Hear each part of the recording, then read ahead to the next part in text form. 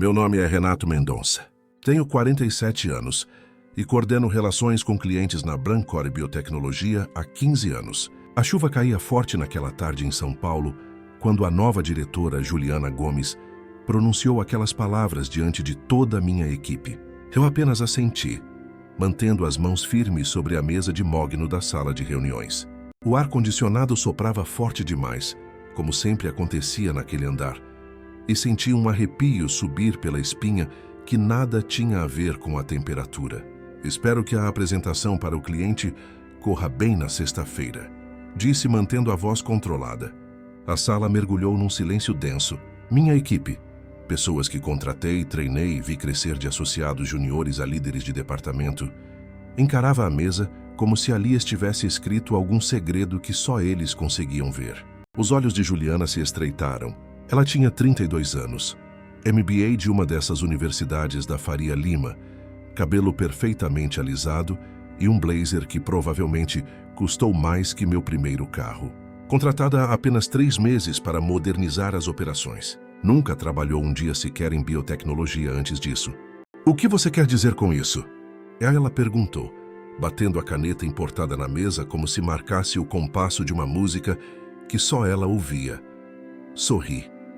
Um sorriso que não alcançou meus olhos. Um sorriso que carreguei em inúmeras negociações difíceis ao longo dos anos. Você vai descobrir, respondi simplesmente. Caminhei até meu escritório no final do corredor, aquele com vista para o Ibirapuera, e comecei a guardar minhas coisas. 23 anos de trabalho cabendo em 2 caixas de papelão. Fotos de lançamentos bem-sucedidos de produtos, certificados emoldurados. O cartão de agradecimento da Embrapa, quando salvamos aquele projeto de sementes resistentes à seca. A caneca de café que minha filha Carolina me deu dizendo, melhor pai do mundo, com manchas permanentes de café que contavam a história de anos acordando às 5h para preparar relatórios antes que o caos do dia começasse. Juliana me seguiu, pairando na porta como um urubu sobrevoando carniça. Queria dizer algo, mas não conseguia encontrar as palavras certas. Suas unhas perfeitamente esmaltadas tamborilavam no batente da porta. Renato, sobre a conta da Vitalis Sistemas, ela começou, a voz menos confiante que minutos antes. Não é mais problema meu, disse fechando a primeira caixa com fita adesiva. O som do adesivo desenrolando criou uma barreira entre nós dois, uma linha que ela não ousaria cruzar. Ela me deixou sozinho depois disso. Minha equipe apareceu um por um. Não falaram muito. Apenas apertos de mãos silenciosos e promessas de manter contato que ambos sabíamos que o tempo e as circunstâncias diluiriam como açúcar no café. Rodrigo, que começou como estagiário e agora coordenava as contas do Sul, deixou um bilhete dobrado em minha mesa sem dizer nada. Vicente, nosso especialista em regulamentação, um paraibano que conhecia as normas da Anvisa como a palma da mão, apenas balançou a cabeça em desaprovação. Beatriz, minha analista sênior, foi a que mais demorou. Cabelos grisalhos emoldurando um rosto que viu a empresa crescer de uma sala alugada para um prédio de vidro e aço. Isso está errado, Renato, sussurrou ela, ajeitando os óculos como sempre fazia quando estava nervosa. Suas mãos, com veias azuis proeminentes de quem digitou milhares de relatórios, tremiam levemente. É negócio, disse a ela fechando a segunda caixa. Mas ambos sabíamos que não era. A verdade é que eu tinha visto isso acontecer há semanas. O vento já soprava anunciando tempestade desde que Juliana chegou, com seus gráficos coloridos e termos em inglês que pareciam impressionar o filho do fundador. Ela vinha me desacreditando em pequenos detalhes, marcando reuniões sem mim, questionando minhas decisões na frente dos clientes, como quem aponta um erro de português em meio a uma apresentação importante. Na semana passada, ela sugeriu à alta administração que minha abordagem antiquada estava atrasando a empresa. Minha abordagem que manteve a Brancor de pé durante 3 crises econômicas. O que ela não sabia era que eu estava mantendo registros detalhados, cada desconsideração, cada tentativa de me excluir. Eu também estava me preparando para o pior cenário. Porque em 15 anos gerenciando contas milionárias, em um país onde relações pessoais são moeda forte, você aprende a planejar para tudo. Carreguei minhas caixas na minha caminhonete S10, já veterana de muitas batalhas. O segurança, Seu Juvenal, que trabalhava ali desde antes da fundação da empresa, me ajudou com a porta, os olhos baixos como se sentisse vergonha pelo que testemunhava. "Vai voltar logo, né, Dr. Renato?" perguntou ele, com aquele sotaque nordestino que mantinha intacto mesmo após 3 décadas em São Paulo. "As coisas mudam, seu Juvenal", respondi, apertando seu ombro. Mas as pessoas continuam as mesmas. Dirigi para casa enfrentando o trânsito caótico da Marginal Pinheiros. Gotas grossas de chuva castigavam o para-brisa, embaçando os faróis dos carros à frente. O rádio anunciava mais um escândalo político qualquer, mais um caso de corrupção que logo seria esquecido. Mudei para uma estação de MPB e deixei Caetano Veloso me fazer companhia no congestionamento que transformava a volta para casa em uma jornada de autorreflexão forçada. Minha esposa, Helena, estava esperando com um café recém-passado e aquele tipo de olhar que dizia que ela já sabia o que tinha acontecido antes mesmo que eu abrisse a boca. 22 anos juntos criaram um tipo de telepatia entre nós. Ela estava na varanda do nosso apartamento na Vila Madalena, cercada por suas samambaias e orquídeas, que pareciam prosperar sob seus cuidados meticulosos, ao contrário das plantas que eu tentava manter vivas no escritório. "Quão ruim?" ela perguntou, servindo o café em 2 xícaras, a dela com 2 colheres de açúcar, a minha sem nada. "Ritual de anos. Poderia ser pior", respondi, observando o movimento da rua lá embaixo. Jovens indo para os bares, pessoas voltando do trabalho, o entregador de pizza na sua moto ruidosa. A vida seguindo seu curso indiferente ao pequeno terremoto que acabara de acontecer no meu mundo profissional. Mas sentado ali na minha cozinha, olhando para aquelas caixas que resumiam 2 décadas de dedicação, senti algo que não sentia há anos. Não raiva, não tristeza, algo mais afiado. Algo que reconheci como o mesmo impulso que me fez sair da pequena Ibiúna, no interior paulista, para tentar a sorte na capital. Juliana havia cometido um erro, um grande erro, e ela não perceberia até sexta-feira de manhã, quando a Vitale Sistemas ligasse perguntando onde estava sua apresentação. A apresentação que só eu sabia como entregar. Comecei na Brancore direto da Universidade de São Paulo, onde me formei em farmácia bioquímica. Naquela época, era uma pequena empresa com grandes sonhos e problemas ainda maiores, ocupando 2 andares de um prédio comercial na Lapa. O fundador, o velho Eduardo Brandão, um mineiro de fala mansa e olhar agudo, apostou em um garoto do interior sem experiência, mas com muita vontade e um TCC premiado sobre proteínas recombinantes. "Você tem fome nos olhos, menino", ele disse quando me contratou. "E isso não se ensina em Harvard nenhuma." Passei meus primeiros 5 anos aprendendo tudo. Procedimentos de laboratório, conformidade regulatória, psicologia do cliente, as idiosincrasias da burocracia brasileira. Aprendi a navegar pelo labirinto de aprovações da Anvisa e como explicar processos biotecnológicos complexos para investidores que mal sabiam a diferença entre uma bactéria e um vírus. Aos 30 anos, eu comandava o departamento de relações com clientes. Aos 35, eu era o cara que as empresas chamavam quando precisavam de soluções biotecnológicas rápidas e bem feitas. O homem que resolvia problemas. Construí relacionamentos que mantiveram a Brancore à tona durante a crise de 2008, quando concorrentes maiores e mais estabelecidos fechavam as portas ou vendiam operações para multinacionais. Quando os concorrentes faliam, prosperávamos porque nossos clientes não confiavam em uma empresa chamada Brancore Biotecnologia. Eles confiavam em Renato Mendonça.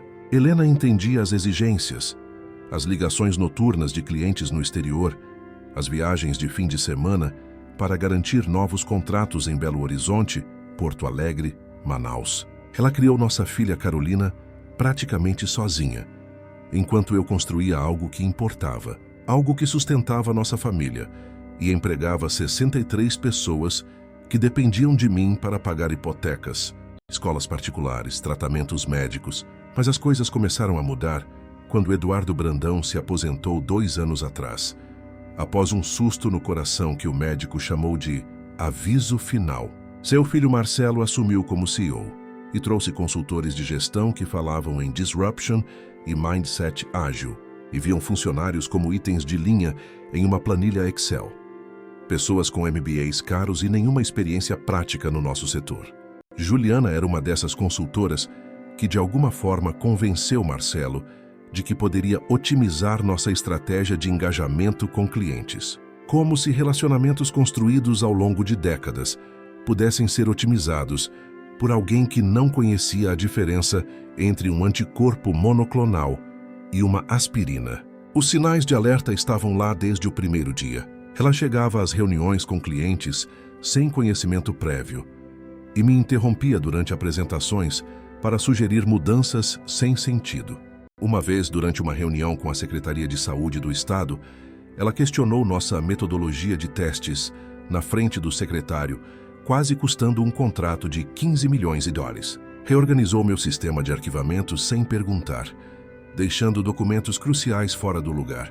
Implementou um CRM novo e caro, que ninguém sabia usar direito. Pior de tudo, começou a agendar ligações com meus maiores clientes, alegando que precisava avaliar seus níveis de satisfação. Como se pudesse medir em métricas e gráficos o que levei anos para construir em conversas durante jantares, em compromissos cumpridos, em problemas resolvidos às 3 da manhã. Há 3 semanas, entrei no escritório cedo, antes mesmo da recepcionista chegar, quando só seu Juvenal e o pessoal da limpeza circulavam pelos corredores silenciosos. Ouvi a voz de Juliana vindo da sala de conferência, ao telefone com alguém do corporativo. A porta estava entreaberta e suas palavras me atingiram como água gelada. Os métodos do Renato estão ultrapassados, ela dizia, a voz ecoando no espaço vazio. Os clientes o respeitam por inércia, mas precisam de um pensamento novo. Posso entregar os mesmos resultados com metade dos custos operacionais. E temos que ser realistas. Ele já está com quase 50 anos, não vai acompanhar as mudanças do setor. Metade dos custos significava cortar minha equipe. Pessoas como Beatriz, que trabalhou noites a fio para dominar as especificações da conta Vitalis, mesmo enquanto cuidava da mãe com Alzheimer. Ou Tiago, que aprendeu mandarim apenas para se comunicar melhor com nossos parceiros de Xangai, estudando depois do expediente por 6 meses. Vicente, que conhecia cada vírgula da legislação sanitária brasileira e tinha contatos em todos os níveis da Anvisa. Eu deveria tê-la confrontado ali mesmo, entrado na sala e mostrado que eu entendi muito bem o seu jogo. Em vez disso, fiz o que sempre fazia quando enfrentava um desafio. Concentrei-me no trabalho, no tangível, no que podia controlar. A apresentação da Vitalis era nossa maior proposta do ano. Um contrato de 30 milhões de reais para biosensores especializados que seriam usados em pesquisas de doenças tropicais, com potencial para expansão internacional. Eu estava me preparando há 8 meses, construindo relacionamentos com a equipe técnica deles, entendendo seus requisitos exatos, almoçando com o diretor financeiro, para compreender suas preocupações com fluxo de caixa. Juliana sabia da reunião, claro.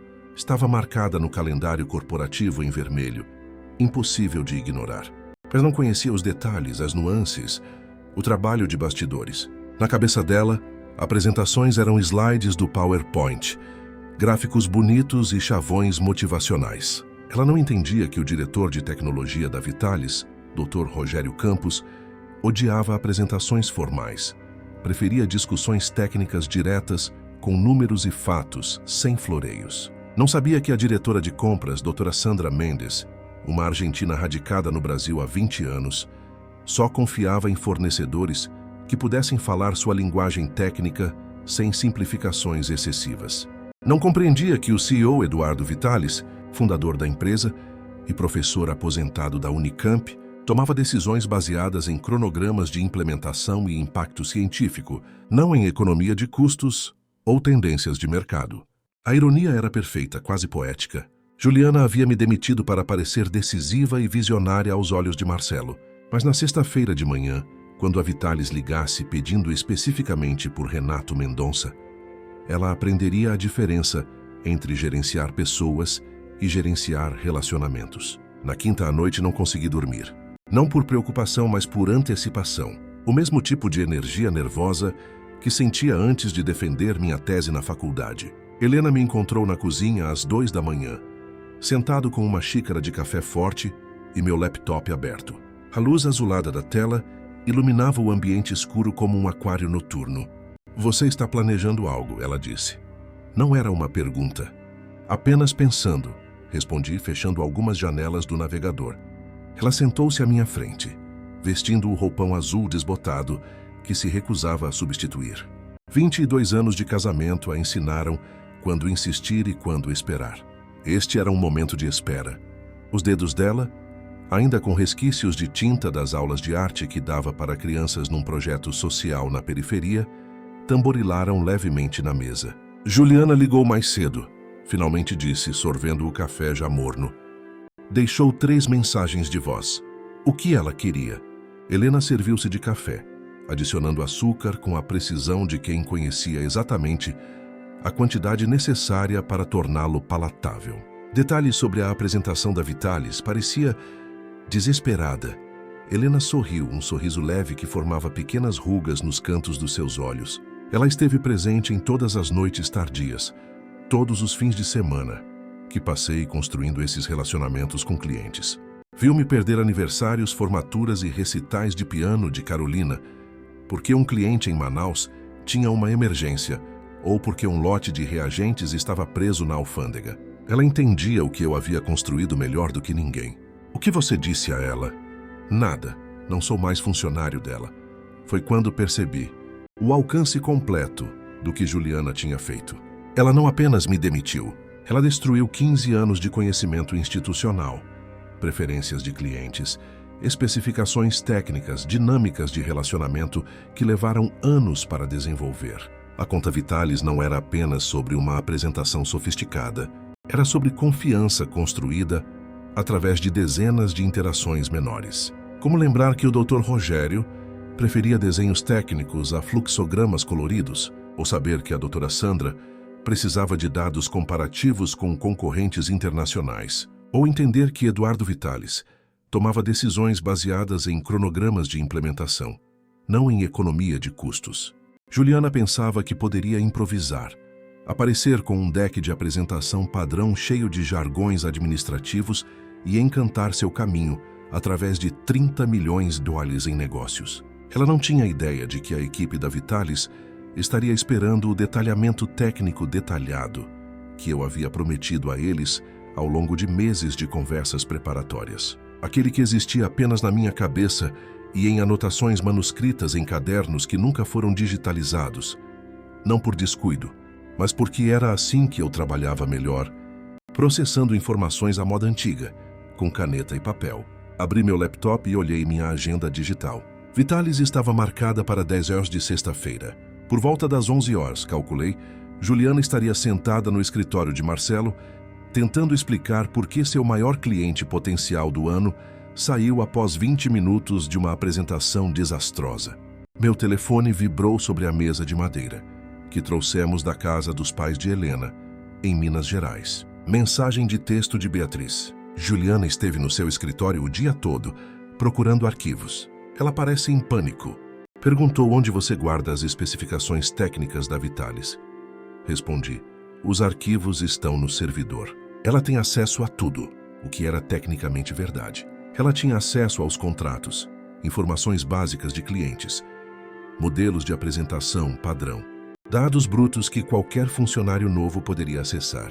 O que ela não tinha era o contexto, as histórias por trás dos números, o elemento humano que transformava dados em relacionamentos, as inúmeras conversas informais com Eduardo Vitalis sobre o futuro da pesquisa biotecnológica no Brasil, as preocupações da doutora Sandra com fornecedores anteriores que não entregaram no prazo, as exigências técnicas específicas do Dr. Rogério, que nunca foram formalmente documentadas porque surgiram durante um churrasco de confraternização.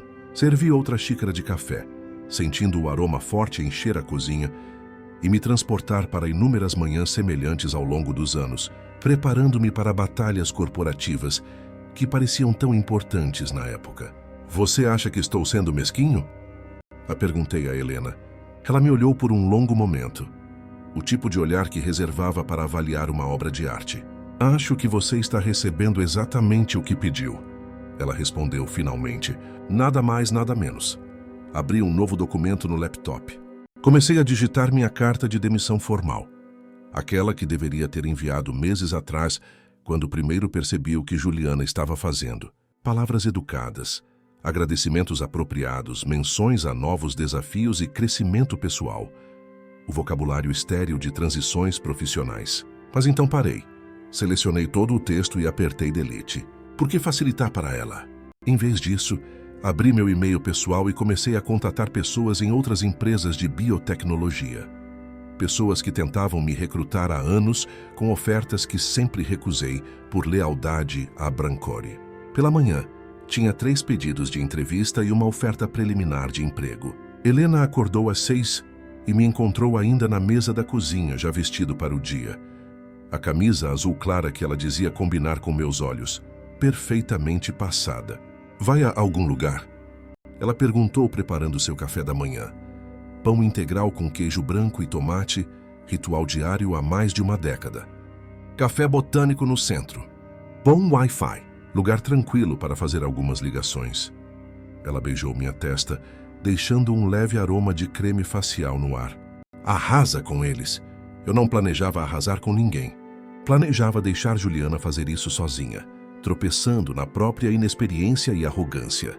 A melhor vingança, meu pai costumava dizer enquanto lidava com vizinhos difíceis em Ibiúna, não é aquela que você planeja meticulosamente, mas aquela que o universo entrega quando você simplesmente se afasta e observa. Sexta-feira de manhã, o céu de São Paulo estava excepcionalmente azul, como se lavado pela chuva do dia anterior. Às 9h47, eu estava sentado no Café Botânico, próximo à Praça da República, um lugar aconchegante frequentado por professores da São Francisco e artistas do centro histórico.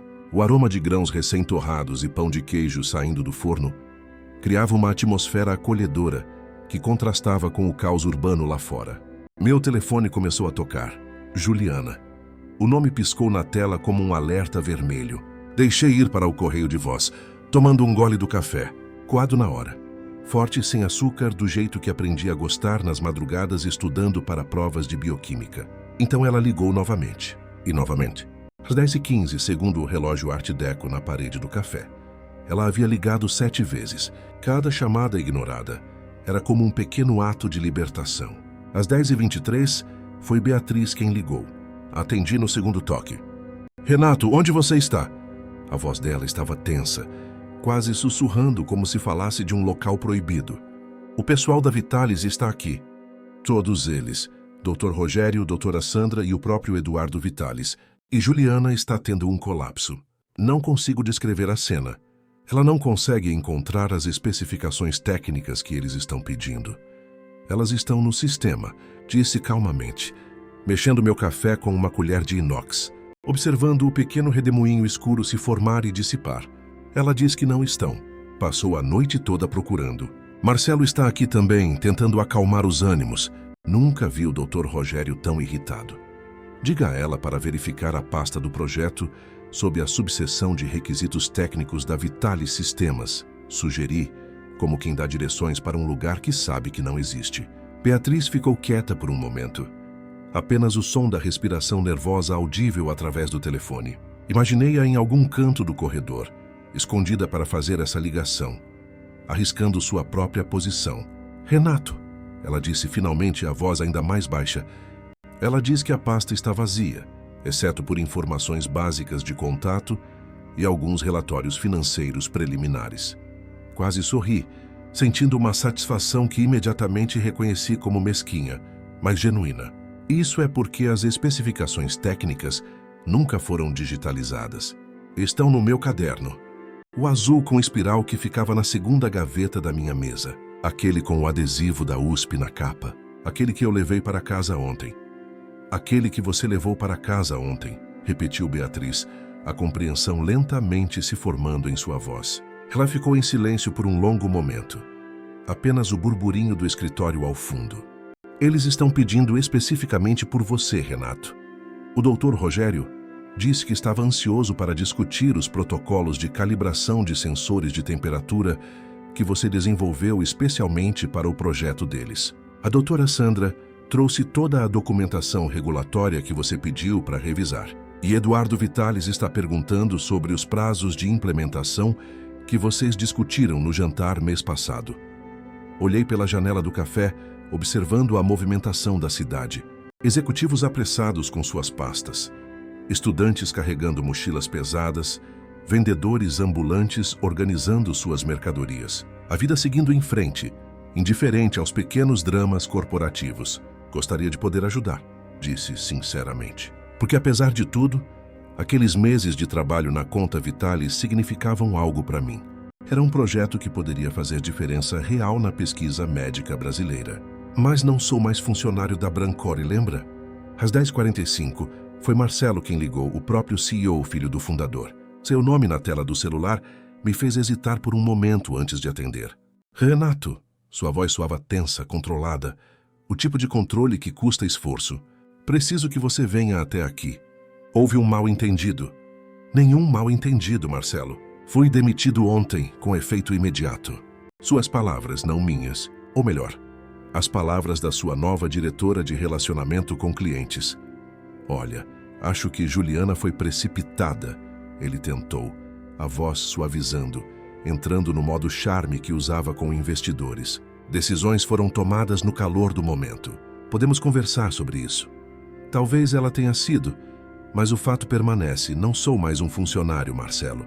Não posso legalmente representar a Brancore em reuniões com clientes.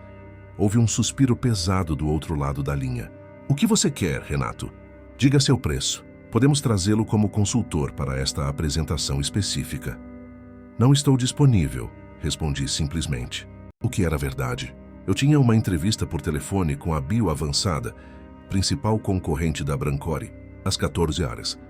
O vice-presidente de desenvolvimento de negócios, Paulo Andrade, havia ligado pessoalmente depois de receber meu currículo naquela manhã, surpreso e encantado com a possibilidade de me contratar. Por volta das 11h30, de acordo com as mensagens de Beatriz, a equipe da Vitalis havia saído do prédio da Brancore. Eles deram a Juliana exatos 20 minutos para produzir a documentação técnica que haviam especificamente solicitado em e-mails anteriores. E-mails direcionados a mim, não ao endereço genérico da empresa. Quando ela não conseguiu entregar, alegando reorganização de sistemas e período de transição, eles educadamente se desculparam e disseram que reavaliariam suas opções para parcerias estratégicas. Uma frase que, no mundo corporativo brasileiro, significava que o negócio estava morto. Juliana ligou novamente ao meio-dia. Desta vez atendi, curioso para ouvir o que ela teria a dizer. Renato, sua voz estava trêmula, sem o verniz de confiança habitual. Você tem que me ajudar.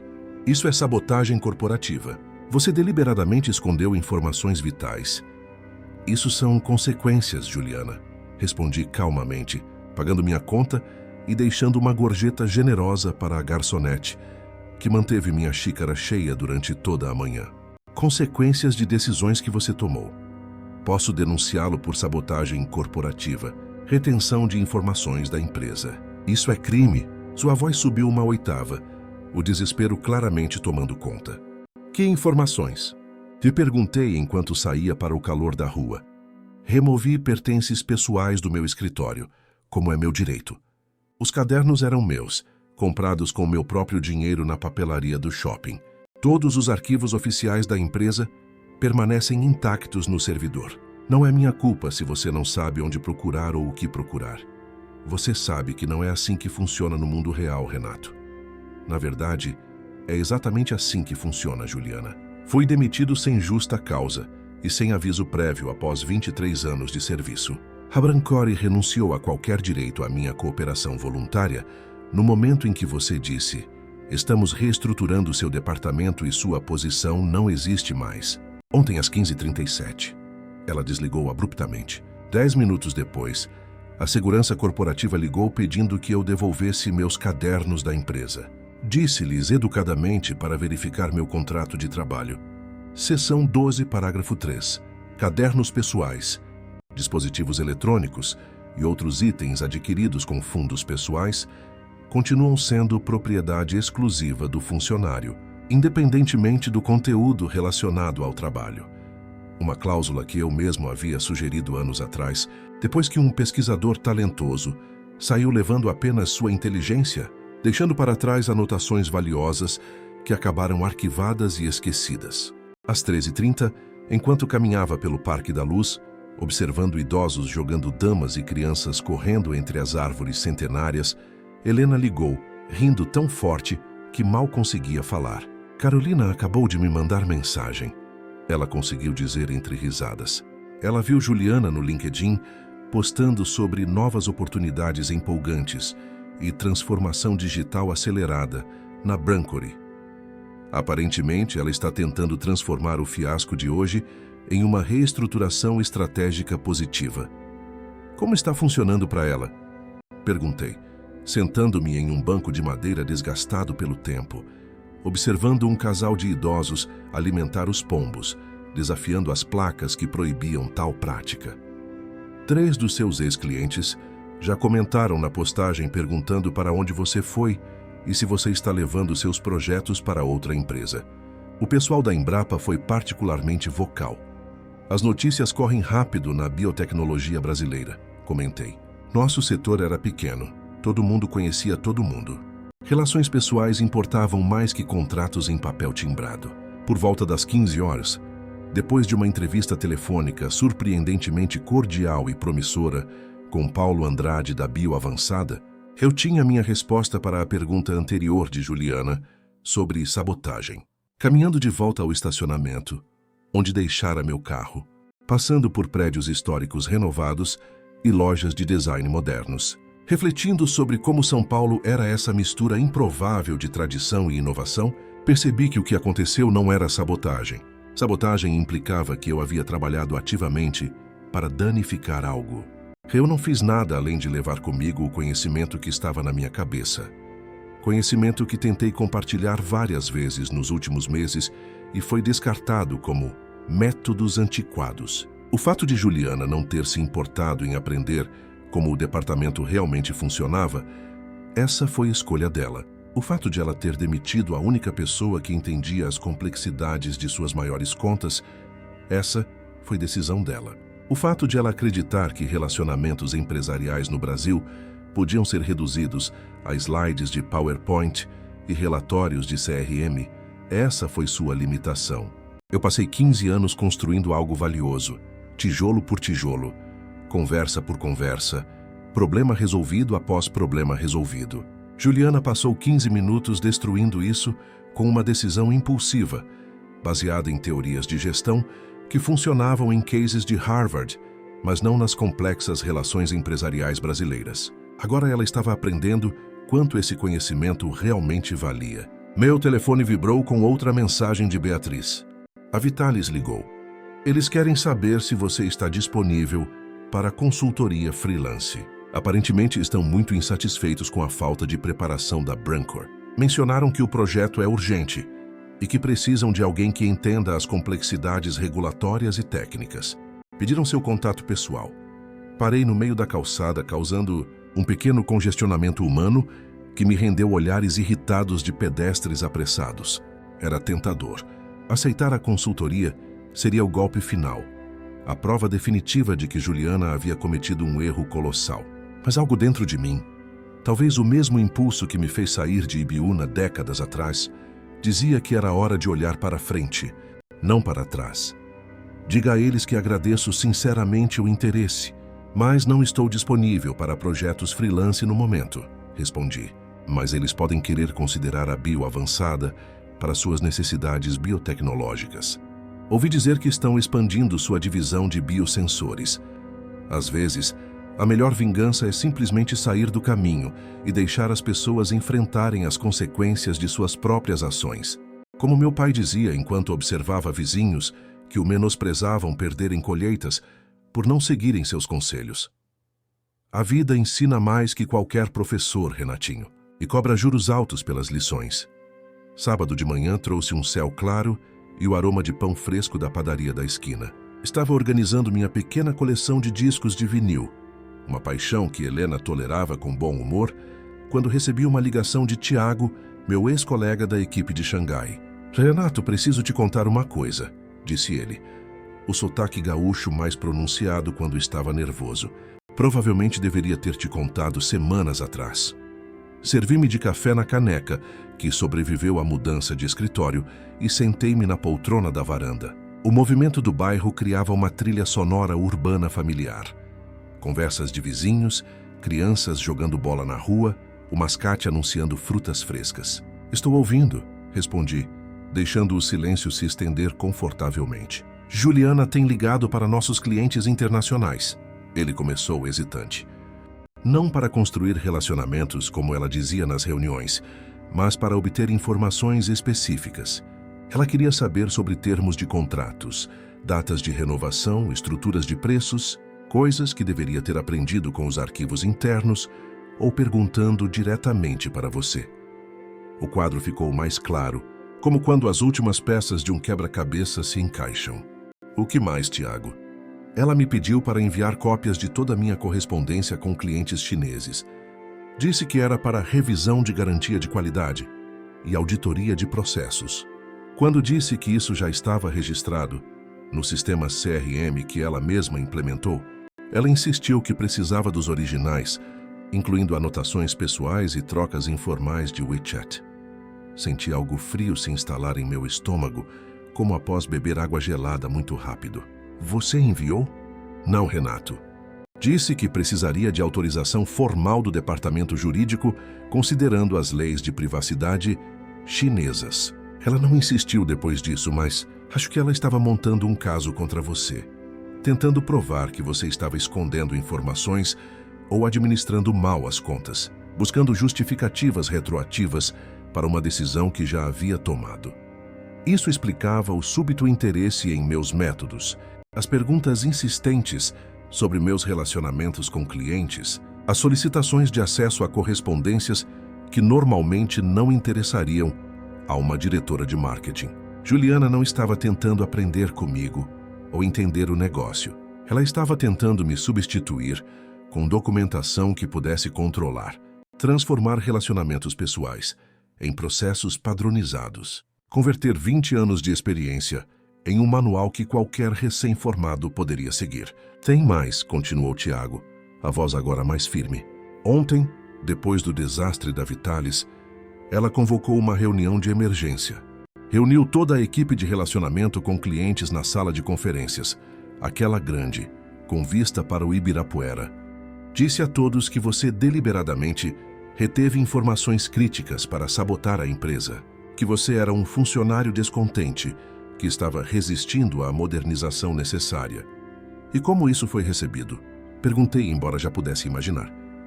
"Beatriz acabou com isso na hora." Levantou-se. "Você conhece aquele jeito dela, calma, mas firme." E apontou que você havia se oferecido para treinar Juliana em todas as suas contas quando ela chegou. Mostrou os e-mails que você enviou, oferecendo sessões de transferência de conhecimento. Lembrou a todos da pasta de onboarding que você preparou especialmente para Juliana, com perfis detalhados de cada cliente importante. E Juliana? Ela disse que aquilo era superficial e que você estava escondendo os detalhes realmente importantes. Foi quando Vicente interveio.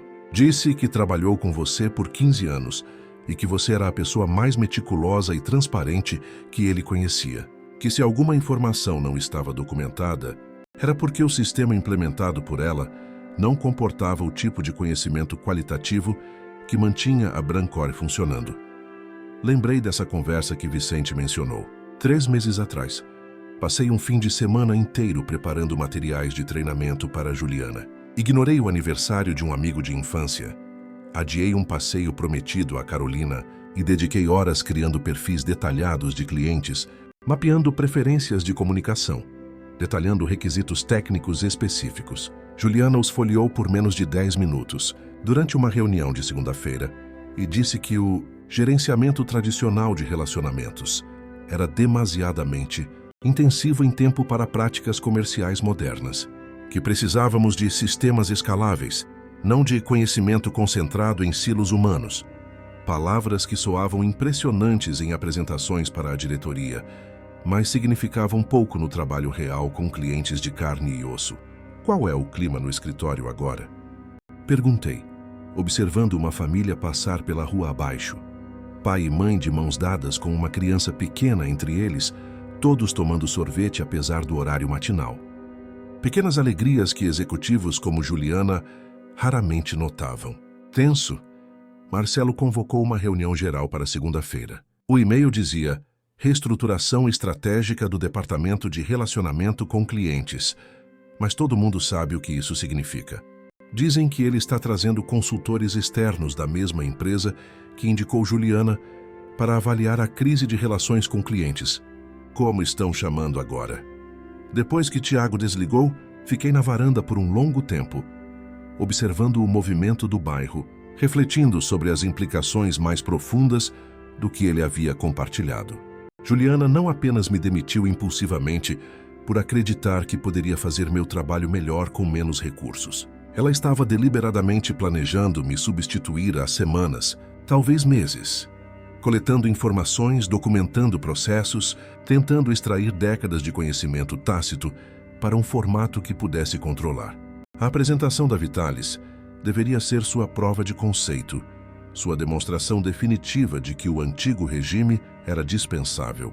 Uma reunião bem-sucedida teria validado sua abordagem e justificado minha demissão aos olhos da diretoria. Teria sido a evidência de que relacionamentos podem ser codificados, sistematizados e transferidos como arquivos digitais. Em vez disso, o fiasco expôs o quão pouco ela entendia sobre o trabalho que tão confiantemente alegava poder otimizar. Helena se juntou a mim na varanda, trazendo mais café e fatias de pão de queijo ainda quentes da padaria. "Você parece pensativo", comentou, sentando-se na cadeira ao lado. "Estou apenas processando algumas informações", respondi, aceitando a xícara que ela oferecia. Juliana estava tentando me sabotar há meses, construindo um caso contra mim enquanto fingia querer aprender comigo. Helena assentiu, como se confirmasse algo que já suspeitava. Pessoas inseguras frequentemente tentam destruir o que não conseguem compreender, ela disse simplesmente.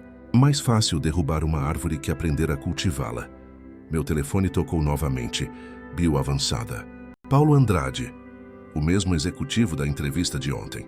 "Renato, aqui é Paulo. Desculpe ligar em pleno sábado, mas tivemos uma mudança de planos. Gostaríamos de acelerar nosso processo seletivo e agendar uma entrevista presencial para segunda-feira, se estiver disponível. Nossa equipe executiva ficou extremamente impressionada com seu currículo e nossa conversa de ontem. Teria interesse em ouvir mais sobre a posição", respondi, observando um beija-flor visitar as orquídeas que Helena cultivava com tanto carinho na varanda. "Excelente. Francamente, Renato, vou ser direto com você." O tom de Paulo mudou, tornando-se mais confidencial. "Temos observado as mudanças recentes da Brancor com preocupação. Vários de nossos parceiros e contatos no setor mencionaram interrupções no serviço ao cliente deles, mudanças abruptas de pessoal, novos processos que estão causando atrasos. Como concorrentes, obviamente isso poderia ser vantajoso para nós no curto prazo. Mas o mercado brasileiro de biotecnologia é pequeno demais para que uma empresa importante imploda sem afetar todo o ecossistema", completei seu pensamento. "Exatamente. Além disso, estamos especificamente procurando alguém que entenda a importância do desenvolvimento de negócios baseado em relacionamentos. Alguém que saiba navegar pelo complexo ambiente regulatório brasileiro e que compreenda que, em nosso país, confiança é construída pessoalmente, não através de sistemas automatizados." Depois que ele desligou, com a entrevista marcada para segunda-feira às 10 horas, percebi que Juliana havia, ironicamente, me feito um favor. Por anos estive confortável na Brancor. Bom salário, rotinas familiares, relacionamentos estabelecidos. Era respeitado, valorizado pelo velho Brandão e tinha autonomia quase total em meu departamento. Mas eu também tinha parado de crescer. Tinha me tornado tão focado em manter o que construí que esqueci que havia outros lugares para construir, outros desafios para enfrentar, outras equipes para liderar. Helena me encontrou na garagem naquela tarde, organizando ferramentas que não tocava há meses. Caixas empoeiradas revelavam projetos inacabados, uma estante que prometi construir, um suporte para as plantas dela, reparos na mesa de madeira da varanda. "Dia produtivo?" ela perguntou, apoiando-se no batente da porta, observando-me com aquela mistura de carinho e divertimento que caracterizava nosso relacionamento. "Dia esclarecedor", respondi, colocando chaves inglesas de volta em seus lugares adequados, organizando pregos por tamanho como fazia com relatórios no escritório. Tenho uma entrevista na segunda com a Bioavançada. Estão oferecendo uma posição de diretor sênior, aumento salarial de 20% e opções de participação nos lucros. Isso é maravilhoso, ela disse, aproximando-se e examinando as ferramentas que eu acabara de organizar. Mas você não parece completamente feliz com isso. O que está te incomodando? Coloquei a chave inglesa que estava segurando de volta na caixa de ferramentas que meu pai me deu quando me mudei para São Paulo. Um presente prático de um homem prático. Continuo pensando na minha equipe, confessei. Beatriz, que está há poucos anos da aposentadoria e ainda cuida da mãe com Alzheimer.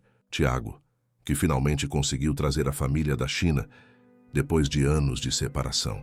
Vicente, com 3 filhos na faculdade. São boas pessoas presas na bagunça, criada por Juliana. E a próxima rodada de consultores provavelmente vai piorar tudo. Helena pegou minha mão, a dela pequena e manchada de tinta, a minha grande e calejada por anos, manuseando equipamentos de laboratório antes de migrar para a gestão.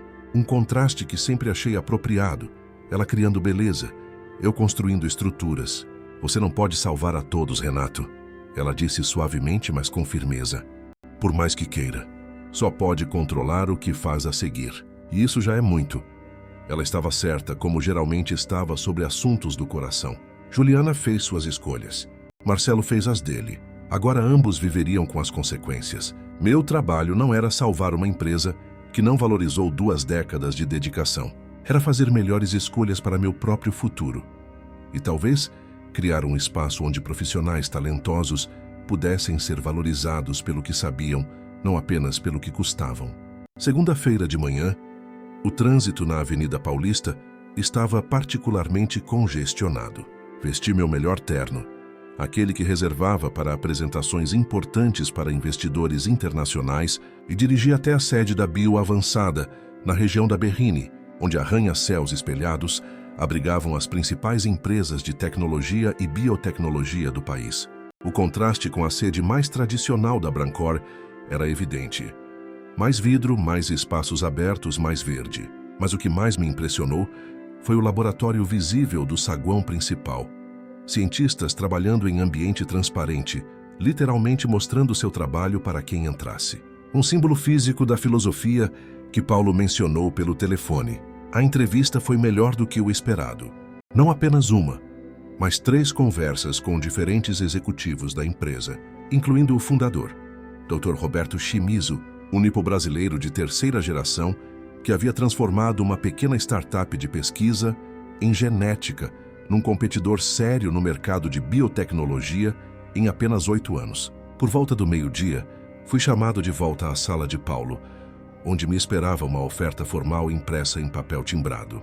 Diretor sênior de relações com clientes, 25% de aumento salarial, benefícios completos e um bônus de contratação que cobriria as mensalidades da Faculdade de Carolina pelos próximos 2 anos. Sabemos que você tem outras opções, Renato, disse Paulo, um homem de 40 e poucos anos com cabelos grisalhos prematuros e olhos vivos que pareciam avaliar constantemente novas possibilidades, inclusive ficar em casa e trabalhar como consultor independente. Mas acreditamos que você pode ajudar a Bioavançada a crescer da maneira certa, construindo relacionamentos sólidos com clientes que compartilham nossa visão. Quando precisariam que eu começasse? Perguntei, já sabendo a resposta. Ontem, se fosse possível, Paulo sorriu. Mas ficaremos satisfeitos com próxima segunda-feira. Aceitei na hora, assinando o contrato com a mesma caneta Montblanc que Eduardo Brandão me deu quando assumi a direção do Departamento de Relacionamento com Clientes da Brancore, anos atrás. Um símbolo de continuidade em meio à mudança. Saindo do prédio moderno da Bioavançada, sentindo o sol de meio-dia no rosto, me senti mais leve do que há meses. Não por causa do dinheiro, embora fosse bem-vindo, especialmente com as mensalidades universitárias de Carolina. Era por causa das possibilidades. A Bioavançada estava crescendo rapidamente, conquistando contratos com gigantes farmacêuticos e universidades de pesquisa em todo o Brasil e América Latina. Eles precisavam de alguém que entendesse como construir relacionamentos duradouros com clientes em um mercado competitivo. Alguém que pudesse navegar pelos labirintos regulatórios da Anvisa e compreender as peculiaridades culturais de fazer negócios no Brasil. Alguém exatamente como eu. Meu telefone vibrou com uma mensagem de Beatriz. As ações da Brancor caíram 3% esta manhã após um relatório interno vazar para a imprensa especializada. A notícia sobre a Vitalis está se espalhando. Já vi 3 analistas questionando a nova liderança e estratégia da empresa. Eu não estava surpreso. Em biotecnologia, especialmente no ambiente relativamente pequeno do Brasil, a reputação viaja rápido. Perca um cliente importante por má preparação. E outros começam a questionar sua confiabilidade. Contratos são formalizados em papel, mas construídos com apertos de mão, almoços prolongados e promessas cumpridas. A modernização de Juliana estava parecendo mais incompetência a cada dia que passava. Terça-feira, a Gazeta Econômica de São Paulo publicou um breve artigo sobre a Vitalis Sistemas, selecionando a bioavançada para seu projeto de biosensor. O contrato de 30 milhões em que passei 8 meses trabalhando na Brancor agora estava indo para meu novo empregador. O artigo não mencionava meu nome diretamente, mas insinuava que movimentações recentes de executivos entre as duas empresas haviam influenciado a decisão. Paulo estava radiante. Em nosso primeiro dia oficial trabalhando juntos, ele me chamou para almoçar em um restaurante japonês discreto, próximo ao escritório. Não poderia pedir um começo melhor, disse ele enquanto apreciávamos um sashimi impecável. O contrato da Vitalis não só nos dá credibilidade no setor de biosensores, mas abre portas para outros projetos similares.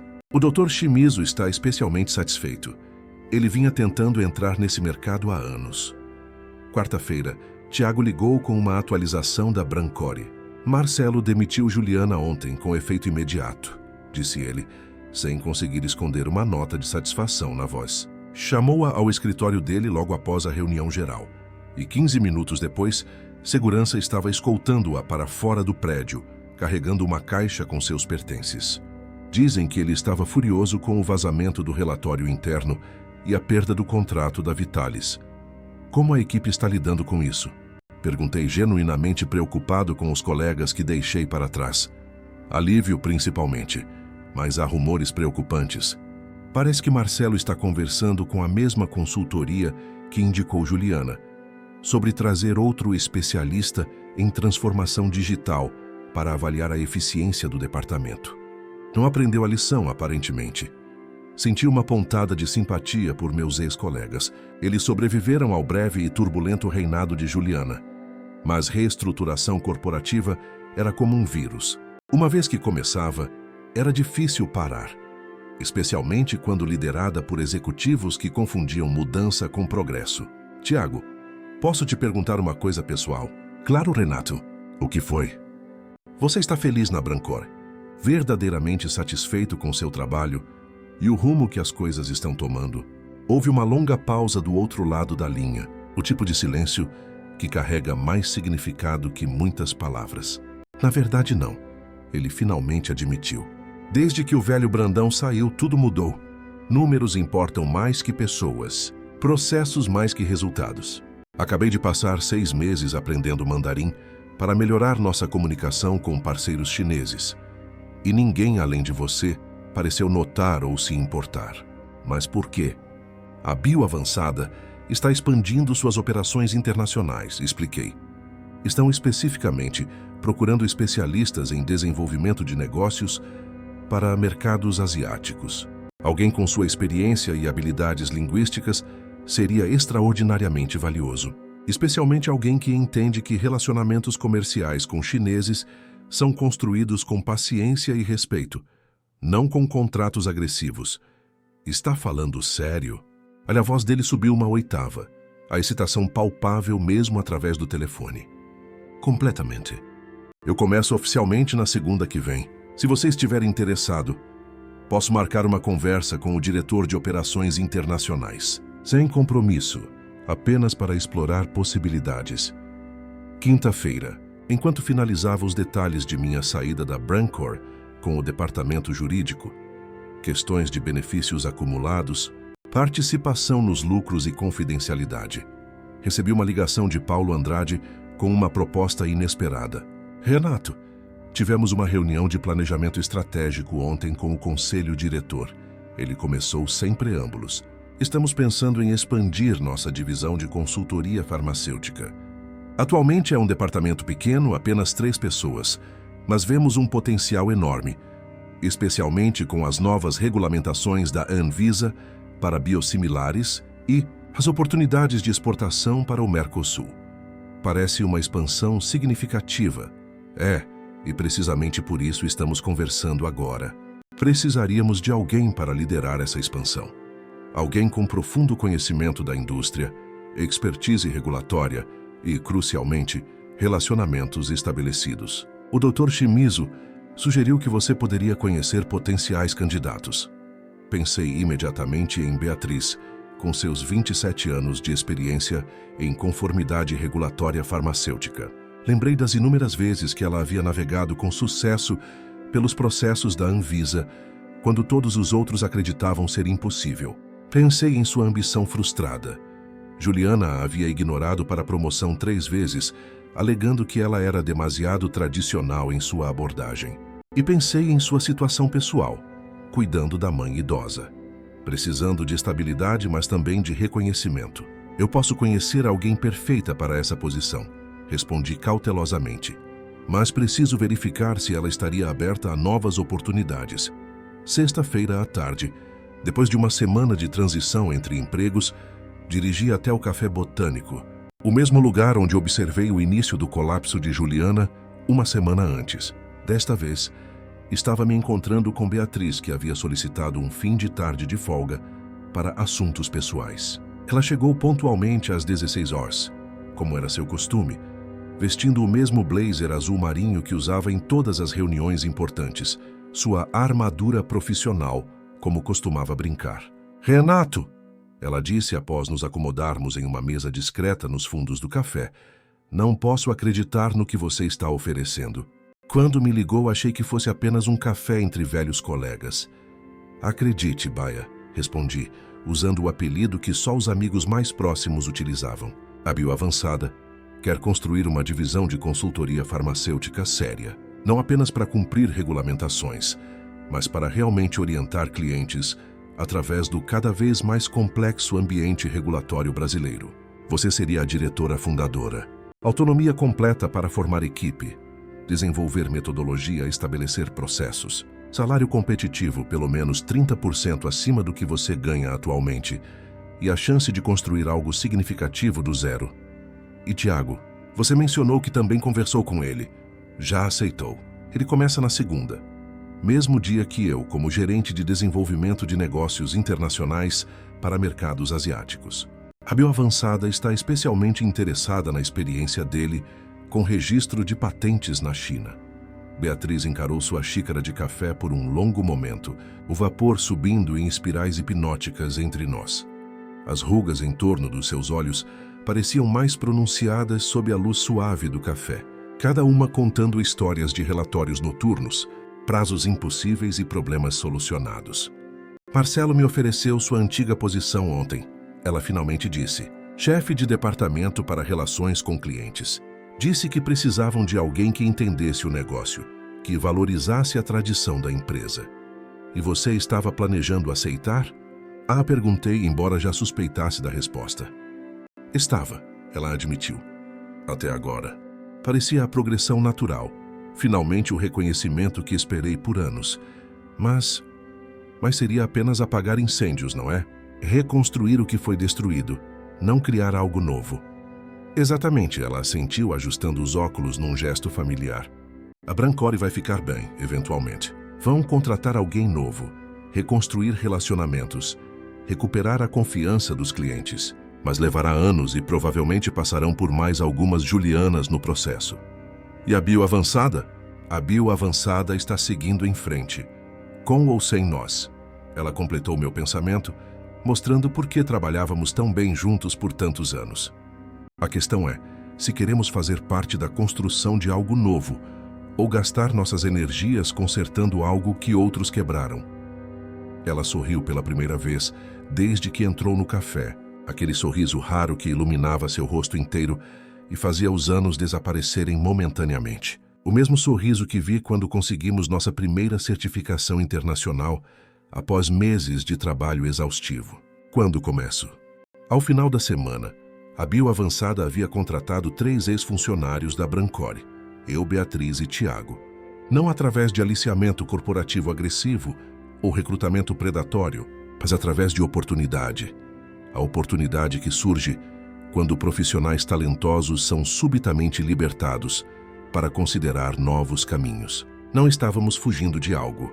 Estávamos correndo em direção a algo melhor, algo que construiríamos com os valores que sempre acreditamos: excelência técnica, relações genuínas com clientes e a compreensão de que, no Brasil, negócios são feitos entre pessoas, não entre empresas. Juliana, sem querer, havia nos ensinado a todos uma valiosa lição sobre a diferença entre gerenciar pessoas como recursos e liderar pessoas como seres humanos com conhecimento, experiência e potencial únicos. Agora tínhamos a chance de colocar essa lição em prática, construindo algo que refletisse nossos valores, não apenas nosso desejo de eficiência.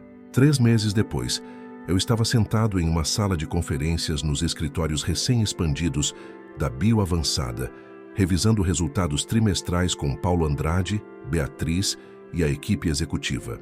A sala tinha vista para o Rio Pinheiros e, além dele, para o horizonte de São Paulo, uma cidade que, como nós, estava constantemente reinventando-se sem perder sua essência. Os números projetados na tela eram impressionantes, mesmo para os padrões otimistas que estabelecemos. Divisão de consultoria farmacêutica de Beatriz. Crescimento de 200% em apenas 3 meses, já com uma equipe de 7 especialistas atendendo clientes em todo o Brasil. Contratos internacionais liderados por Tiago. Aumento de 150% com novas parcerias na China, Singapura e Coreia do Sul. Pontuações de satisfação do cliente em máxima histórica, em todos os departamentos. Renato, sua equipe excedeu todas as projeções que fizemos quando decidimos expandir essas áreas, disse Paulo, claramente impressionado com os gráficos ascendentes. A implementação da Vitalis por si só gerou 5 novas consultas de contratos similares, clientes que querem a mesma abordagem personalizada e atenção aos detalhes técnicos.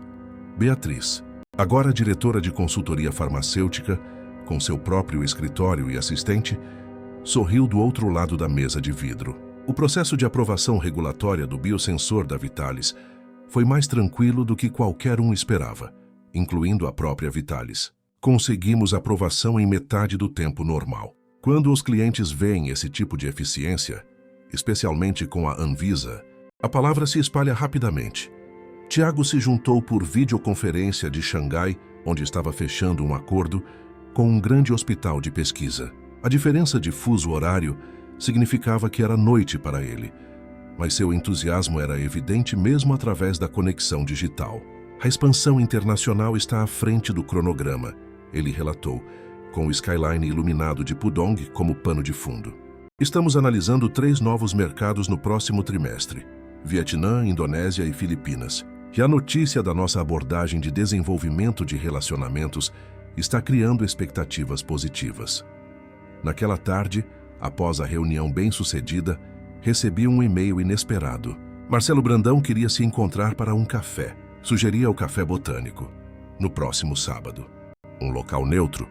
Território de ninguém. Respondi aceitando o convite, curioso para ouvir o que ele tinha a dizer. Nos encontramos às 10 horas, com o café já movimentado com a clientela de fim de semana. Estudantes com laptops, casais desfrutando de um brunch tardio, senhores aposentados discutindo política em voz baixa. Marcelo parecia mais velho, mais cansado do que me lembrava, embora apenas 3 meses tivessem se passado. Olheiras profundas, cabelo mais grisalho, uma postura menos ereta, os custos da liderança sem sabedoria estampados em seu rosto. Renato, devo-lhe um pedido de desculpas, disse ele após o garçom trazer nossos cafés. Não, na verdade, devo-lhe muito mais que isso. Cometi um erro com Juliana, um erro de julgamento catastrófico. Assenti levemente, sem confirmar nem negar, permitindo que ele continuasse. Como a Brancore está indo? Te perguntei, embora já soubesse a resposta através de contatos na indústria e relatórios de mercado. Sobrevivendo. Ele suspirou, mexendo seu café com movimentos circulares lentos, hipnóticos. Perdemos 4 clientes importantes após a situação da Vitalis. Tivemos que demitir 15 pessoas do departamento de produção porque os projetos que eles apoiavam foram cancelados. O preço das ações ainda não se recuperou. Estamos quase 8% abaixo do valor antes da sua saída. Ele olhou pela janela, observando o movimento da rua por um momento. Mas isso nem é o pior. Juliana nos custou mais do que clientes e valor de mercado. Ela nos custou conhecimento institucional, relacionamentos que levaram anos para construir, confiança que não se recupera com um pedido de desculpas ou um desconto. Você pode reconstruir, ofereci, sem crueldade ou satisfação em sua dificuldade. Talvez, ele concordou, mas não será o mesmo. Não com os mesmos clientes, as mesmas pessoas, a mesma posição no mercado. Oportunidades perdidas raramente voltam. Ele olhou para cima, seus olhos finalmente encontrando os meus diretamente. Ouvi sobre seu sucesso na bioavançada, a divisão farmacêutica que Beatriz está liderando, a expansão internacional do Tiago, o contrato da Vitalis e os que vieram depois. Tudo isso deveria ter sido o crescimento da Brancor. Não disse nada. Não havia muito a dizer. Nenhuma resposta que não soasse como um eu avisei desnecessário ou uma falsa simpatia. Marcelo interpretou meu silêncio como um convite para continuar. Você consideraria voltar? Ele perguntou abruptamente. Poderia oferecer a posição que Juliana ocupava brevemente, vice-presidente de operações, autoridade total sobre relações com clientes, desenvolvimento de negócios, tudo. Carta branca para reconstruir sua equipe como achar melhor. Estou feliz onde estou, Marcelo. Respondi simplesmente. O dobro do seu salário atual, ele ofereceu, o desespero começando a transparecer em sua voz. E uma posição no conselho. Participação acionária. Não é sobre dinheiro. Ele recostou-se em sua cadeira, estudando-me como se tentasse decifrar um enigma particularmente complexo. Então é sobre o quê, Renato? Vingança? Mostrar que tínhamos errado? Porque se for, você já provou seu ponto. Completamente. É sobre confiança, respondi após um momento de reflexão. Quando você contratou Juliana e apoiou sua abordagem, você fez uma escolha. Escolheu acreditar que relacionamentos não importam tanto quanto processos. Que experiência pode ser substituída por eficiência? Que conhecimento acumulado ao longo de décadas vale menos que teorias de gestão da moda? Essa foi sua escolha como líder. Eu estava errado, ele admitiu, as palavras parecendo custar-lhe um esforço físico. Sim, estava, concordei. Mas o dano está feito. Não apenas a Brancor como empresa, mas a confiança que existia.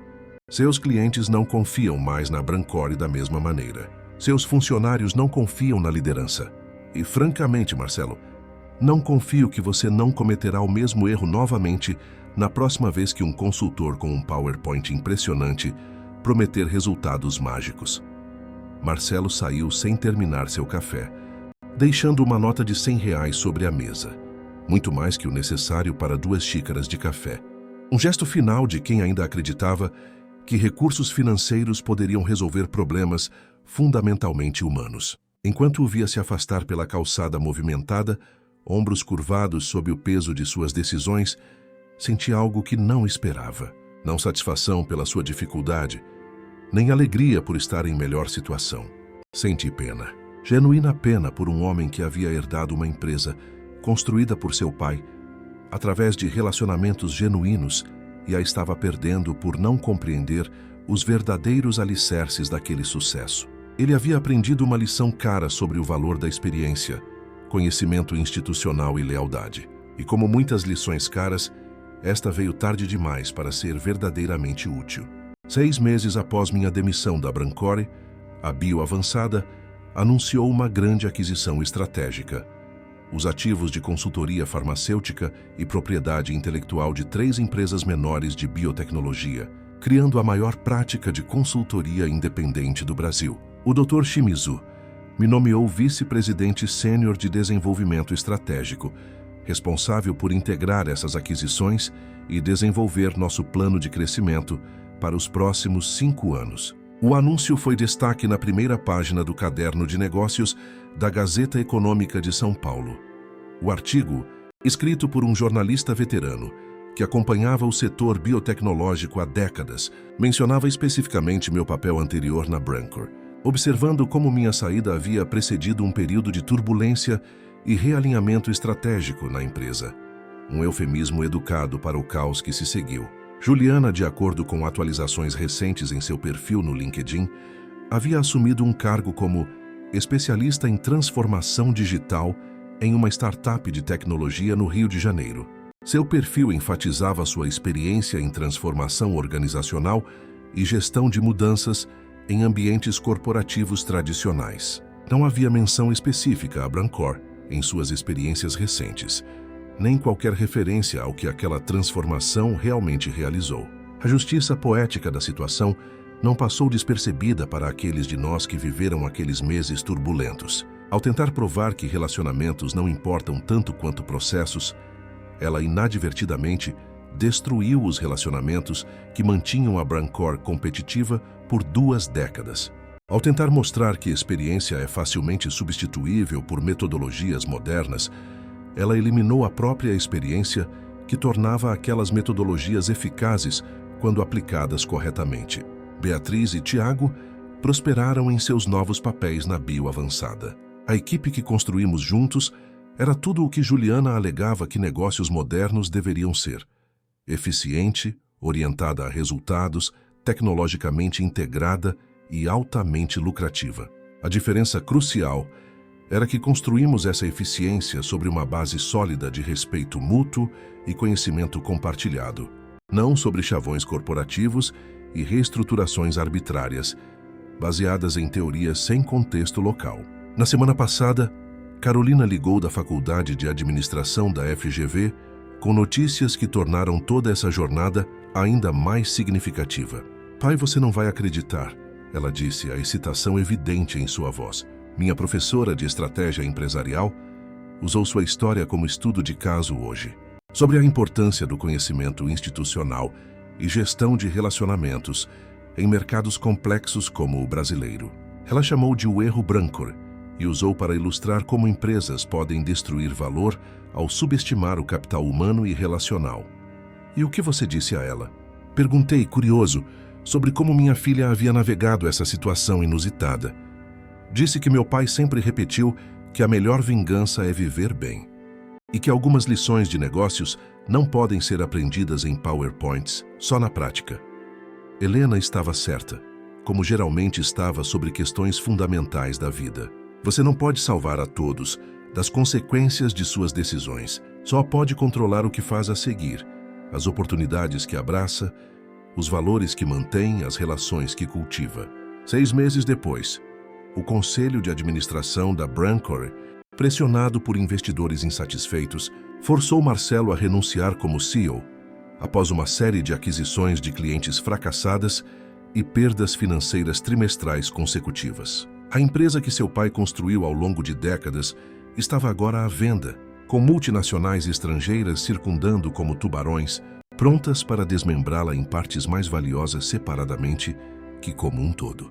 A startup de Juliana, no Rio, fechou as portas apenas 8 meses após sua fundação, incapaz de garantir uma segunda rodada de investimentos depois que o produto inicial falhou em ganhar tração no mercado.